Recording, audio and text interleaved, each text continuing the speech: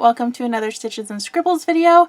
Today we are doing the last piece in our Dungeons and Dragons series, which is the Dragonborn Shawl. This is going to give you a asymmetrical triangle-ish shaped shawl, and you'll see why it's not exactly a triangle once we get the pattern started. I actually made a version of this already that you'll be able to see at the end because I did it as part of my Halloween costume. So you'll get to see two finished products at the end of the video. For the version that I am doing today, actually I'll talk about the other one first. So the other one I used the 2-weight DK yarn from Hobby Lobby. It's actually the same one that I used for my half elf shawl, but it was the green one. I don't have that one pictured here because I used up both skeins of it already. For today's version, I'm going to be using Lion Brand Mandala in the color Dragon because I thought that that was appropriate. I do have two skeins of this. I don't think I'm going to use both of them in their entirety. They also don't start at the same place, so when I run out on this one, I'm probably going to split this skein and start where the color should pick up. So like this one ends with a brown stripe, I'll probably pull out all the blue and start a little bit into the brown stripe on the second skein. I am also using 3.5 millimeter circular needles. The needle size it says you need on the yarn band says 3.75, but I figured this was close enough. And I also have a cable needle. And just like with any other project, you're probably also going to need scissors and stitch markers if you plan on using stitch markers for this pattern, as well as a darning needle to sew in your ends at the very end. So let's go ahead and get started. Hopefully I don't have a huge yarn barf from this one. Looks like it's going to be okay. There we go. Pull out your center, and we're going to have a really low cast on for this one because we're starting at one point of the triangle and building from there. So we're going to cast on 4 stitches. You can use the cast on method of your choice. I'm going to use my easy cast on method. So I start with a slip knot, pull the slip knot tight, and then I grab the yarn, pull it around my thumb, and pick up the stitch right here. So that's 2, 3, and 4. For row 1, we're going to alternate knit 1, purl 1 all the way across. So knit 1 and purl 1,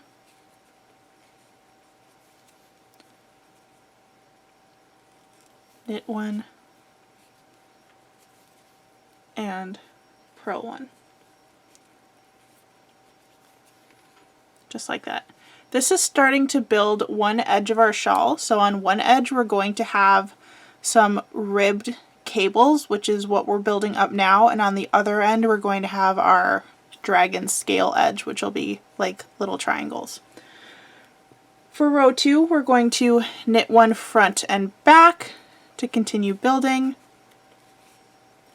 and then we're going to mimic our knit purl from before with a purl 1, knit 1, and purl 1. That finishes off row 2. For row 3, we're going to start again with a knit 1 front back.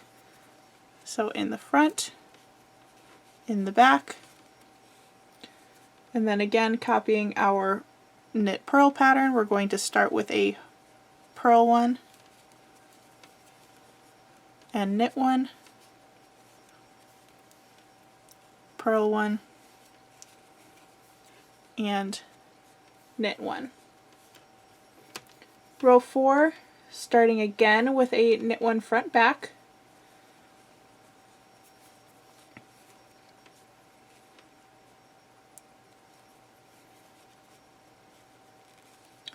And then we're going to continue across, this time starting with a knit one. So knit one,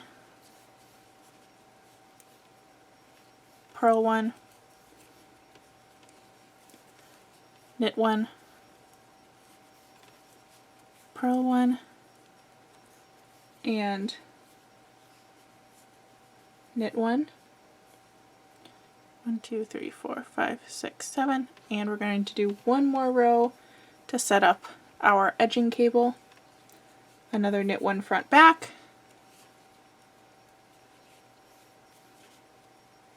and starting with knit, we're going to knit one, purl one all the way across. Knit, purl, knit, purl, knit, and purl. So now we have set up our border that will be on one edge of the scarf. It's going to be a 4x4 ribbed cable. Sorry, 1x1 ribbed cable that is 8 stitches across. But now we need to continue increasing so that we can get our first dragon scale. And after that, we will start our repeats. So we're going to knit one and purl one 4 times. 2, 3, 4,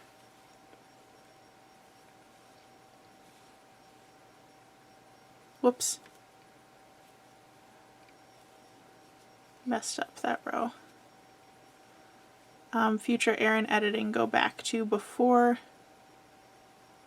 you started this row. Hopefully you watch this through before you actually do it, because you skipped a row. Okay.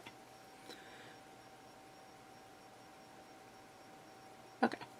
We're going to start this row by doing a knit one, yarn over, and knit one.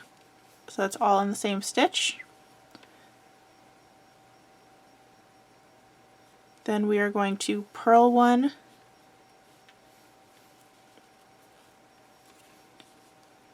knit one, purl one, knit one, purl one, knit one, and purl one. Row 7, we're going to start with our knits and purls first. So knit one, purl one, knit one, purl one, knit one,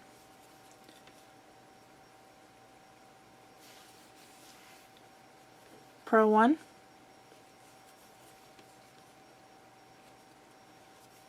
knit one, purl one until there are 2 stitches left. Then we're going to do a yarn over, knit one, and another yarn over and knit one. For row 8, we're going to knit 5, 1, 2, 3, 4, 5, and then purl one, knit one for the remainder.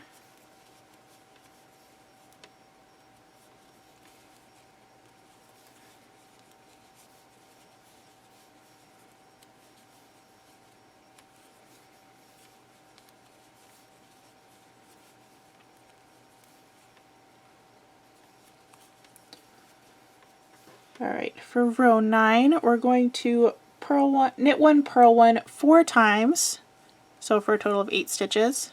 1, 2, 3, 4, 5, 6, 7, 8. Then we're going to yarn over and knit 3. 1, 2, 3. Yarn over and knit 1.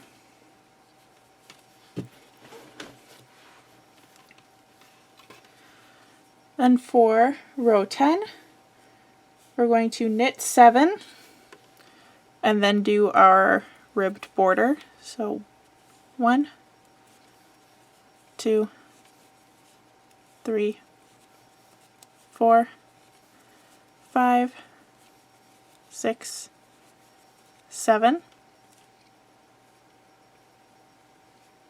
And that 7th stitch counts as the first of your border. So purl, knit, purl, knit, purl, knit, and purl.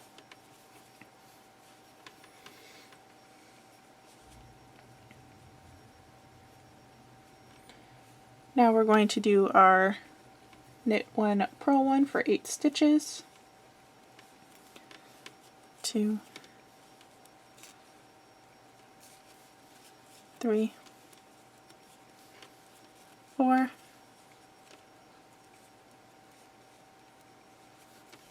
5, 6, 7, 8, and we're going to yarn over, knit 5, 2, 3, 4, 5, yarn over, and knit 1. You can kind of see the pattern start to build, so for every edge we're going to have our 8 stitches of ribbing, then you're going to have a yarn over increase every other row, solid garter stitch, and a yarn over increase every other row on the other edge. Now we're going to knit 9, and that first, or the last of the knit 9 is going to count as the first of our rib. 4, 5, 6, 7, 8, 9, purl 1, knit 1, purl 1, knit 1, purl 1, knit 1, purl 1. Going to continue with that ribbing for row 13, so knit 1, purl 1, knit 1, purl 1, knit, purl, knit, and purl, yarn over, then knit 7, 1, 2, 3, 4, 5, 6, 7, yarn over, and knit your last stitch. Now we're going to knit 11, and the 11th will count as the first of our rib. So 1, 2, 3, 4, 5, 6, 7, need some more yarn, 8, 9, 10, 11, purl, knit, purl, knit, purl, knit, and purl.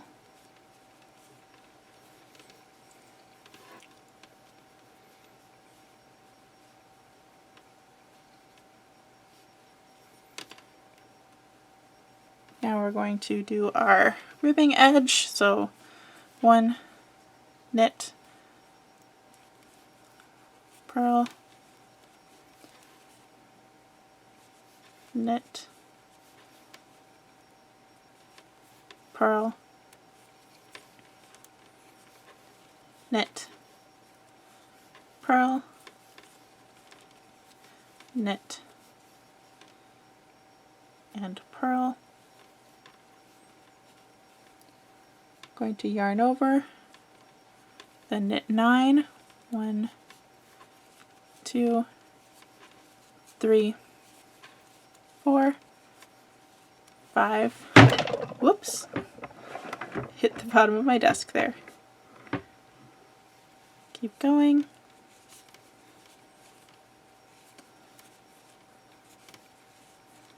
And yarn over and knit the last stitch. Sorry about that loud sound. I tried to scoot forward so that you could see what I was doing better, and my knees hit the bottom of my desk. Alright, now we're going to do our first cast off row. So every 10 rows you're going to be casting off a few stitches to create our dragon scales. So we're going to do that first. We're going to cast off 6. So you're going to knit 1 and then a second stitch, pull the first stitch over the second one. That's 1,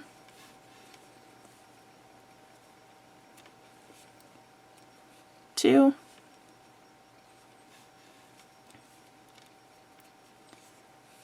3,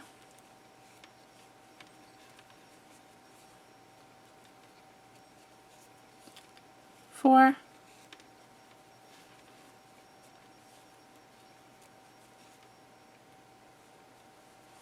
5, and 6. You're going to knit 5, 1, 2, 3, 4, and 5. That last one should be the yarn over. Now we're going to do our cable for the rib. So your cable is always going to happen in the same row as your cast off. So we're going to slide 4 onto our cable needle. Then you're going to do your ribbed pattern for 4 stitches over here. So 1, 2, 3, and 4. And then you could knit right off of the cable needle. I like to slide my stitches back onto my regular needle. And you're going to finish off those 4 stitches of rib. So 1, 2, 3, and 4. Just like that. The reason why we're doing a ribbed cable for the edging instead of a normal cable is a ribbed cable will still lay flat, whereas a normal one will curl because it's made with stockinette. So this way you can still get cables on the edge of your piece, but it won't cause your piece to curl in on itself. Now we're going to start our repeat rows. So our repeat is 10 rows, and you'll do this for the rest of the pattern until you reach your desired length. Basically, you're going to do, for each row, you're going to do your 8 stitches to do your ribbed border. You're going to do a yarn over right after the ribbing, knit garter stitch until the last stitch, do another yarn over, and knit the last stitch. So it's a pretty easy repeat, and then every 10 rows you'll do the cast off and the cable method that we just did. I will show you for this round though. So we're going to do our 8 rows of that ribbing.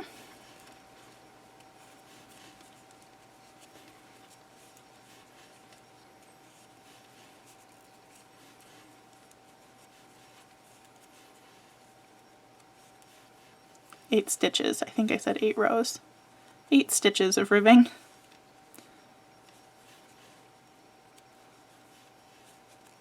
Then you're going to yarn over, and if you've seen what I'm doing for the yarn over, since the last stitch of the ribbing is a purl, I usually just don't I don't like wind all the way around. I kind of just let the fact that it's from the purl, let the yarn sit in front and then keep knitting, and it makes a yarn over. You can see it's right there. So we're going to knit until the last stitch, and then do another yarn over like that. Then the return pass is just going to be knitting until you get to that ribbing, and then do your knit one, purl one pattern.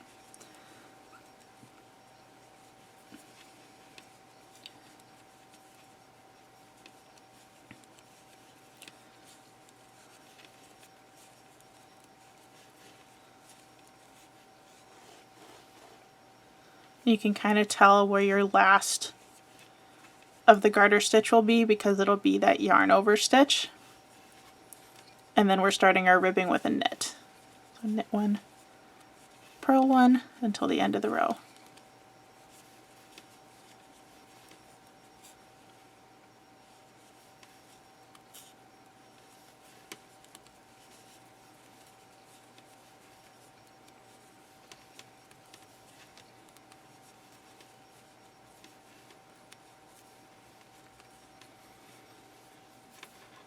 And now we're going to do the same thing again.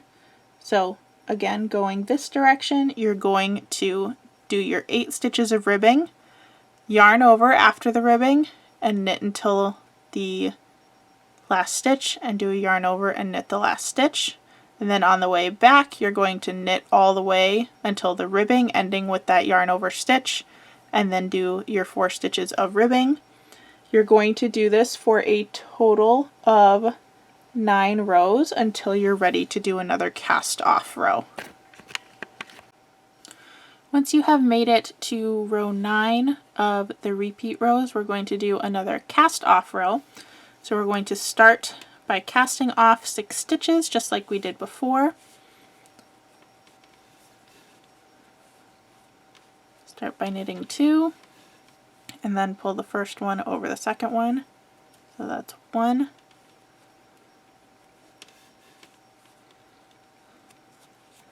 2, 3,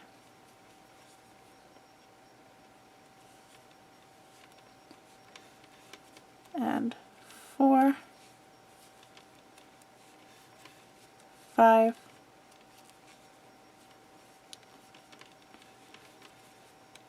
and 6.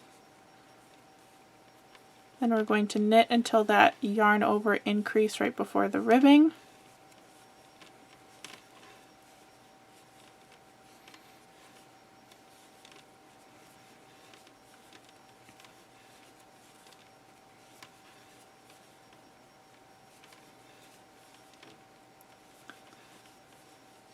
Like that, and then we're going to do our cable.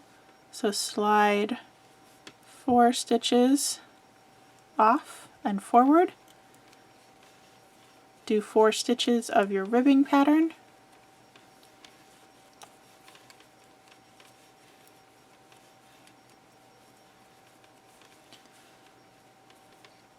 And then using the ones that you pulled forward, complete the 8 stitches of your ribbing.